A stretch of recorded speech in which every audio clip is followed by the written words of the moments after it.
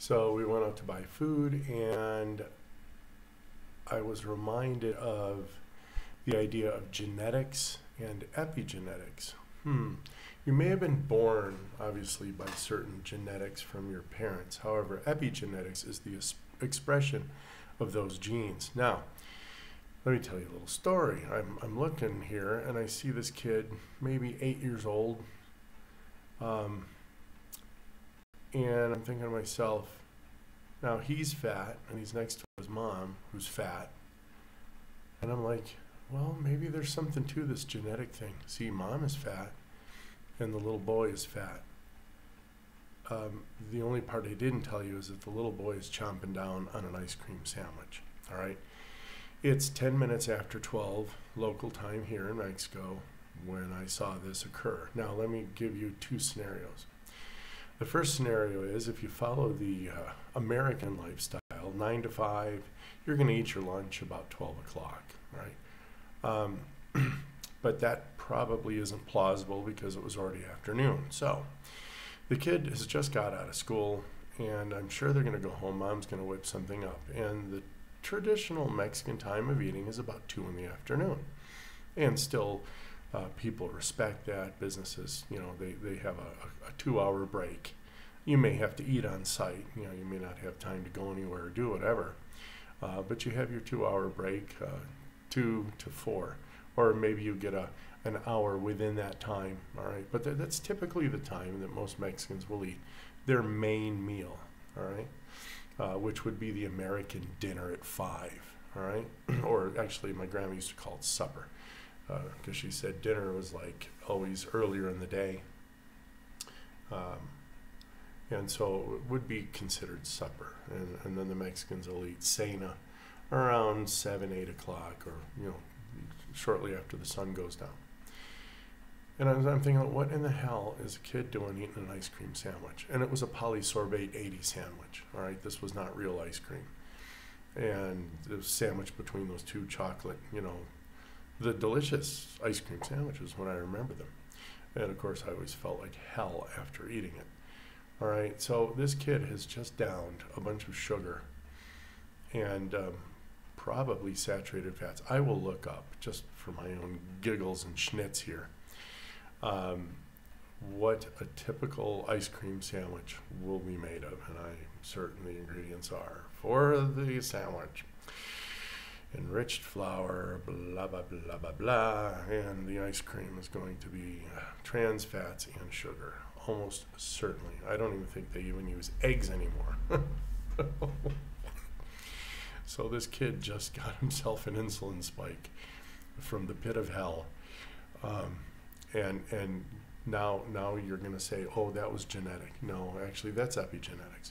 Because if I put mom's butt on a carnivore diet and I fed the kid keto, healthy keto, friendly keto, you get your steak, you get your salad, all right? And you can eat as much as you want. Eat till you're full, you little friend. And then you don't get anything till later. So let's say you can eat your little cena, and we're going to give you a couple eggs to go to sleep on, right?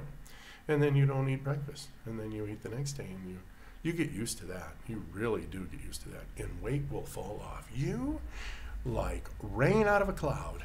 Okay, if you're even quasi-human like I am, all right. So anyway, I just kind of thought to myself, what?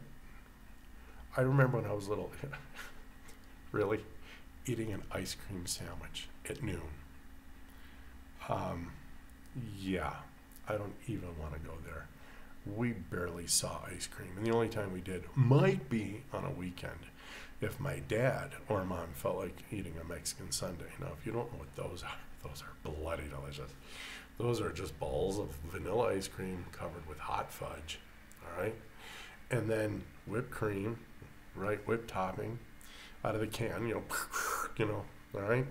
And then sprinkled with what they call Spanish peanuts, which are the salted peanuts, really oily with the little skin on them. Oh, and they're called Mexican sundaes just because of the Spanish peanuts. At least that's what we used to call them in Western New York. So Anyway, yeah, we would imbibe on those, okay? But they were rare, man. And, you know, I remember even seeing myself. I know we had already moved to Lake Avenue, and I was a stick, all right? So I knew there was a time when I was eating correctly, and I'm sure this was through the 70s, because then by the 80s, you know, I'm already in high school, and I was still a stick in high school. So anyway, yeah, I fasted quite a bit. I mean, you'd eat, then you'd go out and play, and then you'd play, and then sometimes you forgot about lunch, and then you were still playing. All of a sudden, the street lights came on, and you knew your butt had better be home by then, right? And so I'd bring my butt home, and then and dinner. Sometimes we'd miss dinner, and then they'd be like, "Well, you missed dinner." Yeah, but I'm get your butt home and eat. So there were times, I guess I remember when I'd go to bed hungry. I mean, oh well. So you go to bed and then you wake up and then you're eating your bacon and eggs and you go out again and then, you know, welcome to summer. Spending all day at the town pool and, you know, all that kind of stuff. So anyway, great remembrances there. And then I remember going to the farm my grandparents had down in Franklinville. This is in Cattaraugus, Spenaway. All right, back. Okay, so, and we're going to fast tonight, so we're not going to eat anything till tomorrow. And I'm going to make the shrimp and poblano thing. That was really, really good. So what did I eat today? I had 4 eggs, 2 hamburger patties, 2 slices of cheese, and then I had 10 chicken wings, 5 whole wings, so 5 drumettes, 5 flats, 5 tips, and then I went ahead and ate some, what did I have after that? Oh yeah, a big old chunk of pork rib with a lot of fat, yum. And I was pleasantly happy. I ate a little handful of pecans and, you know, a couple more little chocolate chips. I mean, I'm not going to eat in another day. And I am currently 17 push-ups away from 100, so I'm going to go ahead and knock that set out. That'll be 100 push-ups today. And there wasn't a time when I couldn't do 5, man. I'm like, oh, Jesus. So, you know, I'm hoping there's a time when I can actually run maybe 50 together. But, you know, it'll take maybe a couple more weeks or so. But I'm getting stronger and stronger, which I like. I mean, I can feel it. I'm going longer and longer before my muscles even begin to tire out. So that's a real happy sign. And that's after fasting. Normally I will be fasted for about 20 hours before I start my sets. Today, because we had to go out, I was a little, I had to give myself a little more time. And I normally get all my reps done before I even eat. So, you know, growth hormones at its highest. Muscles are super happy. The body's like going, yeah, brother, but you better feed me kind of thing. So it's going to be good. So I'm thinking I'll do my stairs and my HIIT tomorrow. I normally do maybe 6 sets of stairs. So, you know, nothing major. I just get my heart up. Takes me 10 minutes. And then I'm good with that. And then I'll take the weekend off. And that's it. So anyway, we'll chat again soon. So like I said, I just wanted to give you the idea that genetics may not be the cause of people being fat.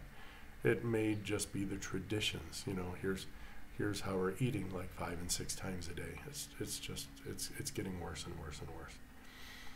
And who's driving this? I hypothesize that big food is. Hey, they need to sell food. And if you're dumb enough to buy food and continue to feed it down your kid's throat every 2 hours full of glucose, I see the day when this new generation, by the time they're in their 20s and 30s, are dying of strokes and heart attacks. I hope I'm wrong.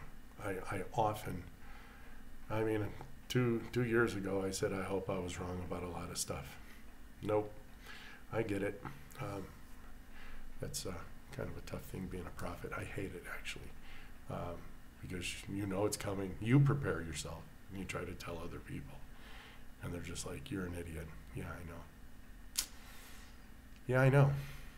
And here I am before you, living, thin, feeling great, wonderful. No stress, no fear. Don't know. You do what you do, I do what I do. I love you anyway. Talk soon. Bye.